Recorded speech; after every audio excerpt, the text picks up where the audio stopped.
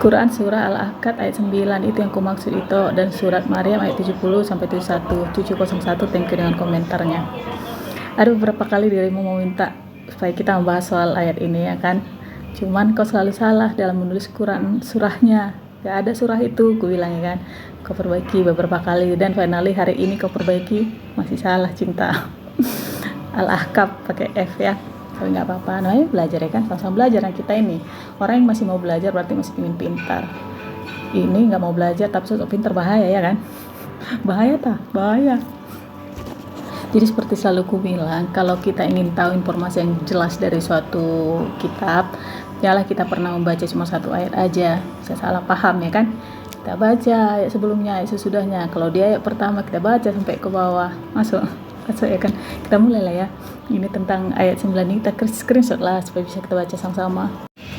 Nah itu ya kan, aku bukanlah rasul yang pertama di antara rasul-rasul, dan aku tidak tahu apa yang akan diperbuat terhadapku dan terhadapmu. Aku hanyalah mengikuti apa yang diwahyukan kepadaku, dan aku hanyalah pemberi peringatan yang menjelaskan. Oke, jadi kan aku bukan mengajari ya, bukan menggurui. Kita share, kau tanya aku jawab ya kan. Ini kan firman Allah kepada Nabi Muhammad ketika orang-orang meragukan ataupun menyaksikan kenabian atau kerasulan beliau, jawab seperti ini gitu, dibilang sama Allah kepada Nabi Muhammad melalui perantaraan Jibril.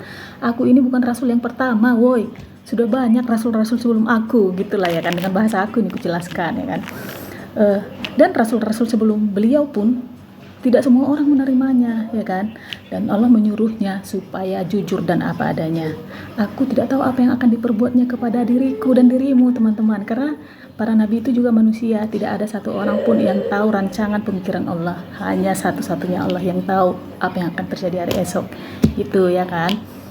Apa bedanya sih dengan Yohanes 5 ayat 30 bahwa aku tidak bisa berbuat apa-apa dari diriku sendiri? Ada kata Yesus kan sebagai nabi di situ yang berbicara. Begitu juga nabi-nabi sebelumnya. Masuk Kak? Masuk ya kan? Sekarang kita ke surah Maryam ayat 70-71 itu. Terus screenshot ayat 71 aja, karena tahu aku itu tembakanmu. Dan tidak ada seorang pun darimu melainkan mendatangi neraka itu. Hal itu bagi Tuhanmu adalah suatu kemestian yang sudah ditetapkan. Oke, jadi kita bahas surah Maryam ini ya kan. Ini nih, nomor 19 dari 114 surah di Quran itu, ada 98 ayat cinta. Seperti sebelumnya aku bilang, kalau kita ingin tahu apa yang ingin disampaikan 70-71, baca sebelum dan sesudahnya gitu loh. Aku kasih kisi-kisi sedikit ya, mantap, menambah wawasan buat kita ya kan. Itu di ayat pertama sampai ayat 15 itu tentang Nabi Zakaria yang finally diberikan Nabi Yahya, dikaruniakan Nabi Yahya kepada beliau, itu kan kerinduan hatinya ingin punya seorang anak gitu loh.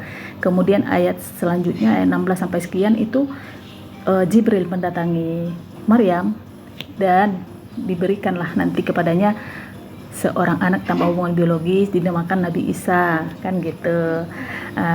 Ayat-ayat selanjutnya itu tentang bagaimana gambaran surga bagi orang-orang yang soleh, orang-orang yang mengikuti jalannya Allah Subhanahu wa Ta'ala, gitu dia.